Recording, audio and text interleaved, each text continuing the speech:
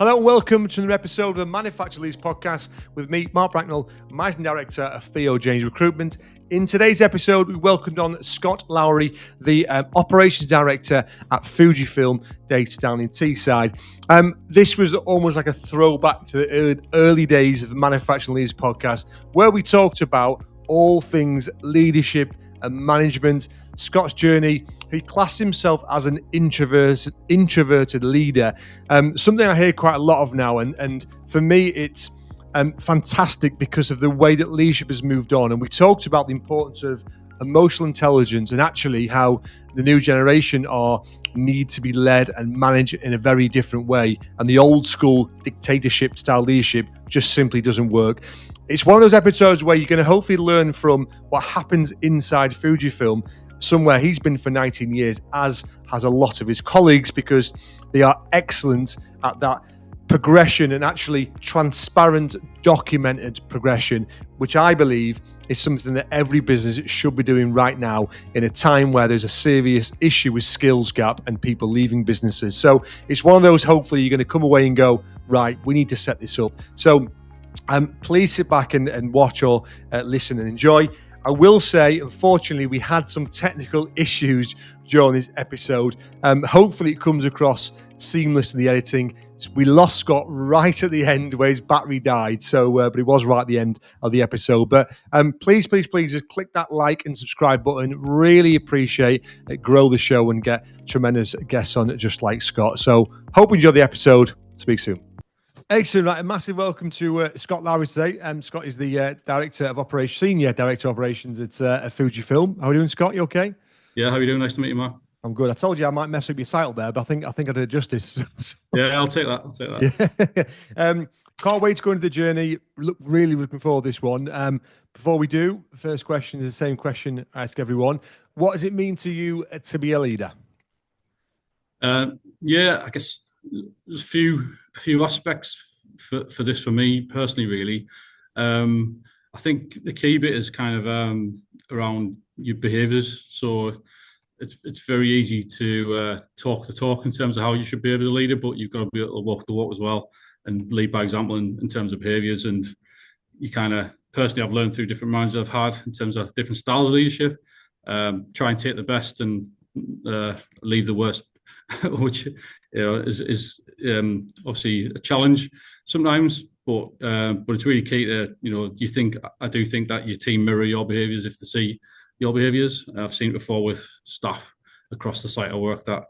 I guess another thing is kind of trying to not being so precious about the work you're doing, especially if you've got a new or development team. It's important to be able to drop into different levels of role almost, and not being precious about I'm a leader, therefore I don't have to get involved with the day-to-day. Like, that's probably the opposite, really. I think the team value you getting involved with the day-to-day if they're facing challenges. Obviously, staff development as well is key. So I've been really passionate about making sure my staff and my teams have personal development plans. They can see career pathways, opportunities for them in the future, potentially, that they might be working towards, because having a line of sight of where future career paths can go is really important. And I think the main one is kind of trying to stay positive in the face of adversity. So working at Fujifilm, we're a CDMO, so we make products for different customers. That can be a bit of a roller coaster ride at times, can be challenging. Yeah. But I think when things are hard or we've got adversity, like in terms of timelines or technical challenges, I think it's just trying to stay positive in front of the team. Even though you might think it's hard as well, it's having that game face of, right, we're a team, we can kind of get through this, and if we need more time or resources or whatever, but it's being able to kind of communicate that out to the wider business, but also just being a positive influence, saying, right, we can still get this done and achieved. So that's kind of my view of leadership. I've done a bit of reading around like Simon Sinek and servant leadership, like Leaders Eat Last. So I'm really passionate about that stuff. But yeah, it's trying to just put into practice really on a day-to-day basis, which can be hard. Yeah. But I kind of do enjoy leading teams of people, definitely. There's loads to unpack there. The leading from the front piece. Have you ever, because I resonate with that massively, and I think it's easier to lead from the front personally than it is to lead and direct people when you're not, when your role isn't to necessarily do and lead from the front. Have you found that when you've almost took a step up and you've got to delegate and then teach people without actually doing it yourself? Yeah, I think that was probably my hardest transition of my career, was kind of stepping up from being a peer with people to then managing that same team of people. Yeah. But I think obviously, I think a lot of people have it in terms of imposter syndrome. You know, like, oh, I'm out my comfort zone here. I don't know what I'm doing in this role. I've never managed a big team before. I think everyone has that. I think you wouldn't be human if you didn't have that. But actually, I think with time you get that confidence of actually, oh, I've got that experience from a few years back to draw upon where I've had this situation before, a similar challenge, and that really helps you to navigate through the challenges you've got to come. I think also for me personally, we did a lot of work around kind of strength finders on site, and one of my biggest strengths is like problem solving. You know, like we did a scoring system as, oh well, Scott likes solving problems, and that's been one of my biggest challenges actually. When people come to me with problems, I used to like to dive in and try and help them solve it, like, cause I'm interested, but it's actually trying to step back and get them to go away and solve or come back with solutions and propose, rather than me just actually directly help them. So I think, again, it's just learning that you go through, isn't it, in your career, that, you know, trying to empower your team to face challenges on their own, but also be there for them to coach them and guide them as you go. Was it at time, or did you put something in place to get to that level? Because you're right, it's much easier to give them the answer, and actually, if you're passionate about solving it. But was there? It might have been a book you've read, or a training course you've done, or something you put in place to make that step towards empowering them to come to the conclusion themselves or find the solution. Yeah, I think one of the things I saw like a few years back was it wasn't necessarily a problem, it was more of a behaviour that I saw. So we were, you know, we're running morning PDRs. The previous manager used to run them, and it was very much he ran the meeting, and the engagement in the meeting was pretty poor, if I'm honest. And when, for example, when the manager wasn't there, the meetings didn't happen sometimes. And I was, you know, observing that, thinking, well, that's not great, like from a team behaviour. And then I ended up managing that team.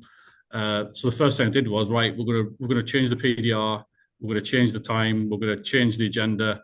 But I did that with the team as a collective, just to kind of get their buy-in and say, well, actually, it's your meeting, it's not my meeting, it's your meeting. So what do you want to talk about? If you feel like we're not talking the right stuff or escalating the right stuff, then what do you want? How do you want to be? And for me, that was really a good exercise just to get engagement from the team up, and then kind of follow on from that. You know, the meeting was reset. We started running it. I would sometimes, I was stuck in traffic or whatever, I came in late in the morning, I would see the meeting being ran. And for me, that was just, well, that worked, because I just got the team to buy into what we're trying to do, rather than be kind of dictatorial to a degree and say, this is the meeting. It's their meeting at the end of the day, right? It's not mine. But that one example of just kind of how I got the team to work together, you know, to solve a problem. Yeah, and I think that's where modern leadership has changed for the better, because I actually think previously leaders were probably scared to do that, because they'd be, you know, the age old tail wags a dog sort of, you know, feel, and leaders should always be the one to set the tone, and they should. Yeah. But actually, I completely agree with you. If leaders can find a process where they almost make themselves redundant because their process is so strong, I think people used to be massively scared of that, and are probably still a little bit scared of that. But I guess once you've set that up, you must be empowered to see that being done. Yeah. I won't lie, I felt really good walking in, and actually I was, like I said, I was late, and seeing people having a meeting, I thought, well, that's a big tick in the box for me personally, because I thought, well, I've got the trust of the team are engaged in what they're trying to do now, and I don't need to be there to facilitate it every day, which, you know, great as a manager, like you can trust your team to get on with it. Yeah. And the process is working. It's a good acid test, isn't it? I guess if anyone's driving and listening, it's that, isn't it? If they're driving in, they're going to be an hour late. What happens when they walk in? You know, is there someone there who is responsible to go, right, Scott's in? I'm gonna pick it up. I think it's about sort of. I think again, like you said, I think a lot of the time people would look to managers to have the solution for everything, right? And I'm working in a very technical environment, lots of very, very smart people. I'm not always the smartest person in the room, I know that, but I'm I'm not that proud to not put me on it and say, I'm not the smartest person in the room. Yeah. So I think it's just recognizing the talents that you've got in the team as well, and kind of trying to use those as well. Yeah. It's like humility, isn't it? Exactly that. To not have to be the master of everything. It's impossible. Yeah, exactly that. Which actually, it's interesting what you said at the start there about you needing to put on often a brave face and be the one for adversity, and that is still right. I agree, you know what I mean, and I still feel that because I still think that people will look to the leader when things are going wrong for solutions, and I think that I'm all for empowering your staff, but actually a leader's job probably is still to lead in those difficult situations. And particularly I guess what Fujifilm, what you do there, it's really important, life changing stuff there. So I imagine the stakes are very high in situations like that, which can be quite pressurized, presumably. Yeah, you're right. So we make medicines for people for a variety of illnesses and a variety of different customers, which have got different needs. But ultimately, our end customer is the patient, right? And we're all about trying to get our life-changing medicines out to our customers as safely and as quickly as possible, really. It's a dynamic place to work. We're pretty upfront with that when we recruit people. So you like doing the same thing day in, day out. It's probably not the best place to work for you, but if you like dynamic and you like a place to work and like change, then this is a place to be. But yeah, some people can find it difficult, but I think it's better to be open about that when you're recruiting people rather than people come in and after 2 or 3 months find out, well, this isn't for me, But yeah, you're right. In terms of day-to-day pressures, it's again, another part of leadership is really like trying to almost shelter your teams from the business pressures that you might be under. You need to kind of try and protect people from that and be a bit of a shield, and sometimes, that can be hard, but, that's, again, kind of a job of a leader, really. Yeah, 100%. You mentioned it there as well. You mentioned right at the start a couple of books you've read, and you're obviously someone who has worked at the art of leadership, because I think too many people just presume people will just be good at the job, good engineer, must be a good leader. Is that something that leadership, something from an early age you wanted to be, or is it something that sort of transpired after? Yeah, I'd say it's transpired after. I think naturally I'm probably more a bit of an introverted character, so like I like team sports, but I was never like a captain of the team. You know what I mean? So I've always seen myself as a strong team member rather than kind of a natural leader. But I think just over time, really, I think it's just I've kind of grown more into my confidence as a manager, and I think just one thing I've prided myself on being good at is building relationships with people, whether it's peers or staff that work for me. I think that if you can be authentic and build the genuine relationships with your team and your peers, that just makes you a lot stronger in terms of being able to lead teams, because people know that you're genuine and you're trying to do your best for the business, the people in your team. So that I guess it's kind of something that's come kind of a bit like later in my career, but it's just learning as you go, like I said, and training helps. Obviously, things like active listening and understanding your strengths, like I mentioned, kind of strength finder.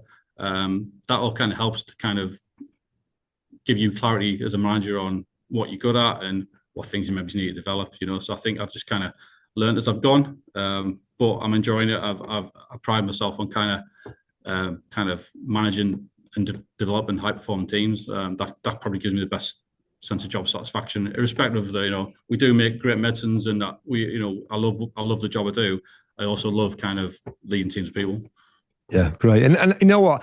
I think and this is another reason why I think leadership has changed for the better now, because 20, 30 years ago, I think, what people class themselves as introvert leadership, I think there might not have been the space for it because leadership was was much more of a dictatorship type approach. Yeah. Now I would say emotional intelligence is one of the key skills, probably the main skill in management leadership. Yeah. And I think that lends itself to people who, like you said yourself, that building relationship piece is probably the most important part of leadership, because ultimately if someone trusts their manager and understands that they understand them, I think they're more likely to work harder for them and want to progress. Have you found that you've lent into leadership gradually throughout your career because you've seen that work for you and that change? Would you say? Yeah, definitely. I think like you touched on there. I think I've definitely seen the work. Well, not just in Fujifilm, but other companies of work that I've seen certain styles of management approaches that just wouldn't work now. Yeah. Uh, and probably one for behaviours that you probably end with HR quite a lot. Yeah. But also just obviously adapting to the changing kind of demographic in society that the younger generation of talent coming out of universities just don't respond or wouldn't respond to that kind of style of management, and you've got to adapt as a leader or a manager to how the demographics changing as well. Yeah, yeah, 100%. If someone's sat there listening to this and quite fancies leadership, but actually probably is sat there thinking that I don't think I've got the confidence to be a leader. I'm not a leader.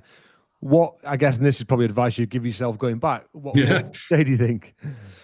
I think it's some is kind of working out what you're good at and use those strengths. So and then kind of I think it's just kind of being self-aware. So like if you're kind of got if you got capacity in your job role to help other people and you see other people sinking, then you shouldn't need to be told by a manager to go and help that person. Having the self-awareness of I've got some capacity here that can probably make a difference, and you make a difference to someone else's workload as well. It's kind of like I said, it's having that emotional intelligence of you're working in a team. You can't watch other team members suffer because they're sinking. And things like that just go a long way, don't they? If someone, and I remember people come and help me, and then when they need a favor from you, you return the favor, and it's kind of, even though we're a big site of 1,000 people now, I think historically here we've been a very people-driven site, so having those working relationships is just key. So it's all about the people. It doesn't really, to be a leader. Yeah, it's great to have it on a job title, but actually, just having the relationships, the network of people is key. And having that trust. Yeah. Apologies for interrupting this episode with a very quick announcement about my business. Theo James are a specialist talent provider specifically to the manufacturing and engineering sector. I'm incredibly proud of what we've achieved since our inception in 2015. We specialize in roles from semi-skilled trades right the way up to our TJ exec search arm of the business, both on the contract and permanent side. We offer both bespoke one-off campaigns for hard-to-fill roles or a full partnership service where we become an extension of your business. For any information, please get in touch with me or the team. I hope you enjoy the rest of the episode. Thank you. 100%. You know what? And leadership is hard, isn't it? It is. Yeah, it is. It's hard work, and I don't think you've got to want to get into leadership for the right reasons. I think because it's rewarding, but it's probably the most stressful job there is. Yeah. I think, like I said, it's sometimes you're trying to be that shield from above, trying to protect your team, but I can feel sometimes that you get in battered from both directions. Yeah, exactly that. 100%. The one thing that I guess look from externally when I look into companies like Fujifilm, that what they tend to do really well is that progression piece. There seems to be a company which seems to just keep people, and actually it's not someone's been that for 20 years. They've progressed from that to that. Is that, now you've worked there for a while, is that a coincidence, or is that something they have gone, we need to be a business that brings people in at a certain level and gives them a transparent progression plan? Yeah, I think it's something we're getting better at, if I'm honest. So we I've been here on the site 19 years now, and we didn't really have that. But a couple of years ago, we've got things like career ladders in place. So so manufacturing who come at entry level role can see that they can progress, and this is how they progress. Whereas if I go back even sort of 5 years, it was basically based on if someone leaves, there'll be an opportunity, and then you have to go for an interview. We're kind of going away from that model because if people perform well in the role but actually don't perform well in interviews, you kind of it's not that fair really. So career ladders are something we've implemented across the site in different functions. It's still early days. We'd like to we've got kind of career ladders that go from entry level to the kind of more junior positions, but the intent is that we're going to kind of see how it goes, and then hopefully kind of then take the career ladders up higher, so you can take them through the kind of management levels. And I think also just as a site now, kind of obviously I'm managing a team of engineers. We've got a lot of graduates on site. We are looking at like how do we do sort of graduate rotation schemes, so you do a certain number of months in certain functions and then rotate. I think, that's generally what big companies would do. I guess it's maybe our mindset. We've never really classified ourselves as a big company. We've been through this site's been a long time and it's come through different owners. But I think if we're serious now about kind of talent retention, having some schemes like that in place will be really key for us as going forward in the future. Yeah, 100%. And I think now is the time to do this because the skills gap is getting bigger and it's going to be harder to find talent. And I think there could be some people listening going, "Oh, it's okay for a business of your size, they can do it." But actually, do you think, in your experience, a manufacturing site of 150 or whatever that sort of size, or even 75, could still utilize some of the mindset behind that now? How sort of plug and play would you say, if you went into another business now which was much smaller, could it be something they can implement? Yeah, I think especially in terms of career ladders, I think career ladders are completely skill up or skill down. Really, I think it's just understanding what kind of skills and knowledge, experience that you need people within a role to have to then move up to the next role in it. And it comes to kind of just understanding the job really, and understanding kind of the skills and talent that you already got on your team. So using tools like skills matrices, things like that, really important. And also kind of job evaluations and things like that are key really. But definitely, it's definitely a tool that you could use across different industries, different size companies. And I think again, it's just to give some clarity to people when they come into the company that we've got these things in place, even if they don't use them, right? Some people move into companies and don't want to be promoted; they're quite happy. But for those who want to get on and want to get promoted, if they've got a clear line of sight of, well, I can be there in 5 years' time, it's really important that people have that. Yeah, I agree, because I actually think, and I guess people ask us all the time, why what keeps people in jobs and stuff. I would say progression, and I think it links in so well now with the new generation, because I think they want different things. It's interesting because I think when you go back 40 years, people wanted to work for a company that they're going to be there for 50 years, and that's it. It was all about a job for life, wasn't it? There was no different. And someone saw their parents do it, and they want to do the same. Then I think we've gone through a stage where people have been to companies for 2 years, 3 years, and left to progress, and they've felt that's the only way. Now I think it's almost a full circle where I'm seeing graduates and people just general from that generation want to work for a company which shows them a transparent document, in a perfect world, what they need to do. When we get in our interview, what do I need to do to progress? Sometimes I think we're just in this Amazon Prime generation where they just want everything tomorrow.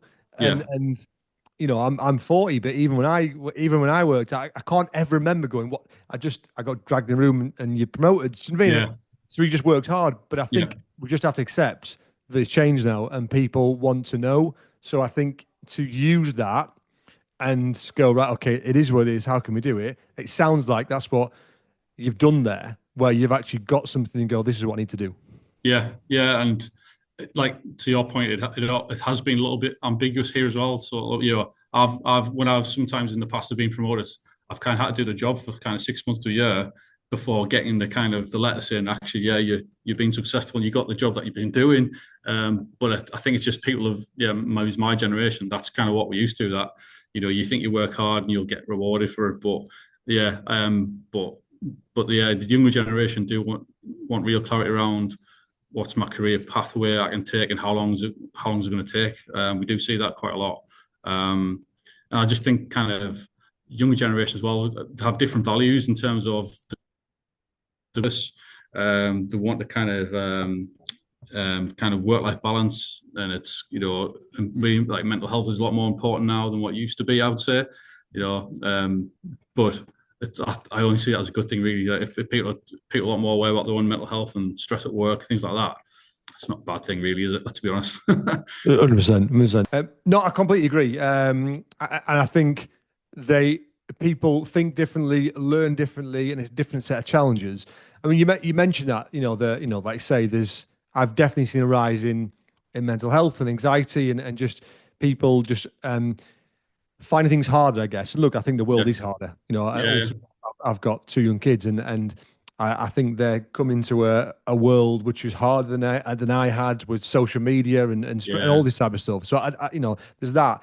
Um, I also think it means we have to, as leaders, treat people differently wrong. But I guess it is a different style of management because actually, is our job to make their life easy, or is our job to make to create some resilience and do you know what I mean? And to yeah, work with them to get the best out of them, because ultimately the right level of stress is still good for people, and yeah, you need to progress. You need to stretch. You need to be in that stretch zone. So it's a yeah. difficult one, isn't it? I mean, how do you think we sort of help that new generation prosper? I guess. Yeah, I kind of empathise with some of those sentiments because I've got a teenage daughter. She's off school at the moment with anxiety, and she's 14, and I think the world is a lot harder than what it was when I grew up, and Yeah. different pressures and stresses.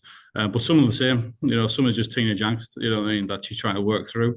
Mhm. Um, but I think in terms of like the workplace, I think it's just trying to um, put the right support mechanisms in place for the younger talent coming through. So, for something we have in place at Fuji is we have a mentor scheme. So we have site mentors that people can reach out to. And you can basically go into a library of people, look at their skills, knowledge, and experience, and you can just contact them.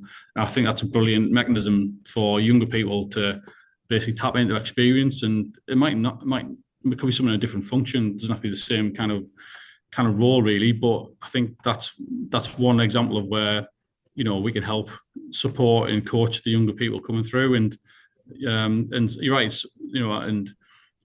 some stress is good. Stress all the time is going to just burn people out. So I think it's just getting that balance. But just being really clear with people that these are expectations of the role, and if you're struggling, these are support mechanisms available to you. And across the wider business, we have other support mechanisms like mentor schemes which are really good, and tap into them. Yeah. I think it's great. And you can do that whatever size you are as a business. If you're a business of 10 people, you can still have one of those Yeah, people to be that mentor scheme, don't you? And so, someone they feel safe to go to. The other side I would say is, and we've touched on it already, but that training managers and training people to be managers, because I still think there's a massive issue behind people just going, they're good, they must be good managers. But given the fact there's a progression plan there for people, is part of that creating a framework to get them to be a good leader, would you say, at Fujifilm? yeah. So I think one of the things we've done is kind of work on our behavioural competency framework. So we have a really clear framework of this is what we expect of people working in the roles, and this is what we expect of you as leaders in the management role. Because like I said, we want to get people as managers to lead by example, and it doesn't matter if you're not a manager, we still expect the same behaviours, whether you're an operator, whether you're in working a lab. People need to behave in the right way. So I think that's been we implement that quite a while back now, and I think it's been really key because what we saw was people were perform well in the role and achieving objectives, but they were actually leaving a bit of a trail of destruction in the wake in terms of upsetting colleagues or so yeah, that's been a real positive. Yeah, excellent stuff. And I know it's very exciting times for Fujifilm right now, and I've seen all the good stuff in the press, which is lovely to see because there's a lot of negativity out there as well in manufacturing right now. It's going through a tougher time, and the last budget didn't help businesses. Let's be honest, and that obviously will be a challenge as well. But that sounds like an exciting step, I would say, moving forward. Is that is plans in place then? I imagine. Talk us Yeah, through it. yeah. I mean, the site's grown massively. We've got a new manufacturing asset getting built at the moment over the road. A few hundred jobs coming up there. Growth in kind of all manufacturing modalities really. So it's a really positive time to work at this site. And like I said, I've been here 19 years now, and it's changed so much over the last 2 to 3 years. Never mind kind of the previous 16, 17. So, but it's a really, really interesting place to work, challenging, but obviously for what we do, that's really rewarding that we get life changing medicines out there, people, and that kind of, when you've had a hard week, that's kind of, obviously you can reflect on, actually you are making a bit of a difference in the world. And it sounds corny, but actually Yeah. it still makes a difference, right? 100%. And I actually think business to understand the value they have and the part they're playing in something so important. Again, we talk about new generation. That's a key thing to lean on when you are recruiting people, because people want to Absolutely, be yeah. part of it, don't they? Yeah, it's purpose, isn't it? The purpose is really key nowadays for people coming out of university or wanting to get into careers. And I think for me personally, I wanted to get into medicine originally, and I end up in a purpose where I want to kind of work in as close to a patient as I could, and I end up kind of in kind of pharmaceuticals and biotech. And for me, that my purpose has still remained the same. I'm just doing a different role, right? Yeah, 100%. Now, we've had some, for those who won't realise, we've had a few technical issues during this podcast, which we're hopefully dealt with very well. So I know we haven't got you for too long, so I'm just going to ask you a couple of very quick questions. Yeah. I guess, shooting from the hip. Given the fact, you have excelled in your career and been promoted within Fujifilm, which is fantastic to see. Who would you think, and I'm not going to name the bad ones, but who do you think has been the best influences on your career, would you say, so far? Yeah, I think one of my managers definitely kind of pushed me out of my comfort zone. He put me in a role that I probably didn't want to be in. Yeah. But actually looking back, I got a lot of different experience from that, and it made me a more rounded kind of manager. And I got a different experience. So that was looking back, really, I resisted going into that role, and I was told you got to do it. And he was right and I was wrong. So yeah, I was wrong. If you could wave a magic wand to fix the manufacturing engineering world, what would you do? I think the big thing for us is kind of around obviously sustainability. We do, have that challenge, in terms of, we need to make life-changing medicines, but we need to find a way to be more sustainable in what we do. So some things we use are single use. So that's obviously a bit of a challenge in the future. So that's something, there's a site that we're really focusing on going forward. Everyone's got that challenge in different industries, but with our industry ourselves, we need to look at ourselves in that respect. I think Yeah. Penultimate question. If you could recommend a book or an audio book on leadership, what do you do? Yeah, I'm a Simon Sinek fan, like I said. So yeah, Leaders Eat Last is one of my best ones. Yeah, especially if you want to be a manager or a leader, I think it's really important in terms of like servant leadership. Gives you some really good case studies in that. Excellent. And then just finally, if you could give a 20-year-old Scott any bit of advice, what would it be?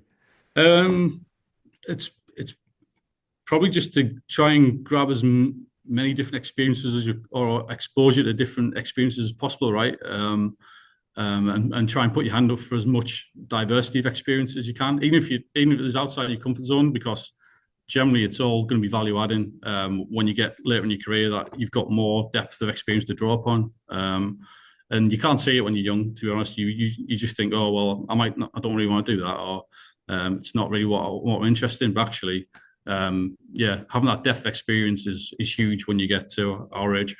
Yeah, absolutely, is it? Yeah, And just finally, Scott, obviously we mentioned Fuji going through a massive expansion and what numbers yeah, 250, 300 yeah. people, huge, which is amazing for the area as well. What's the best way to get in touch to be part of it, would you say? Yeah, so if people are interested in working Fujifilm, you can go on our website. We have a talent acquisition team. We've got active kind of roles we're trying to fill now.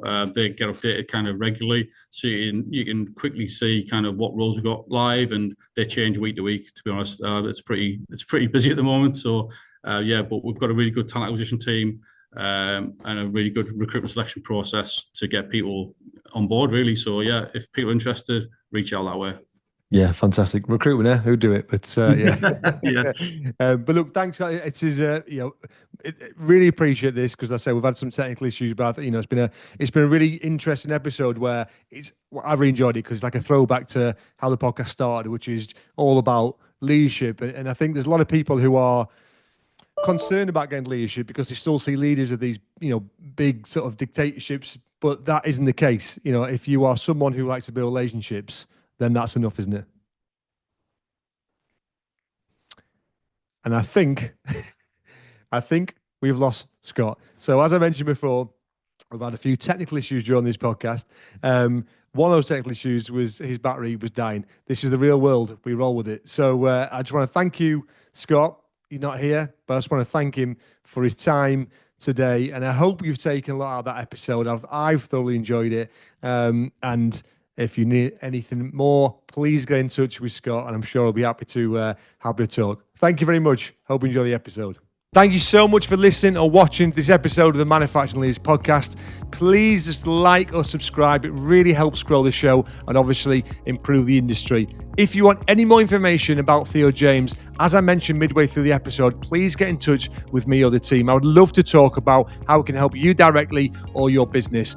We are more than just a recruiter, and I know people say that, but it's something I'm incredibly passionate about. We are in business for much more than just a bums on seats approach. We want to help people grow. We want to help improve their lives. And ultimately, I want to work with businesses and people who share the same values as we do. And that's something I'm incredibly passionate about. So please, if that is you and you are passionate about that dream role or passionate about your people, please get in touch with me or the team. I would absolutely love to talk a bit more detail. Thank you very much. Speak soon.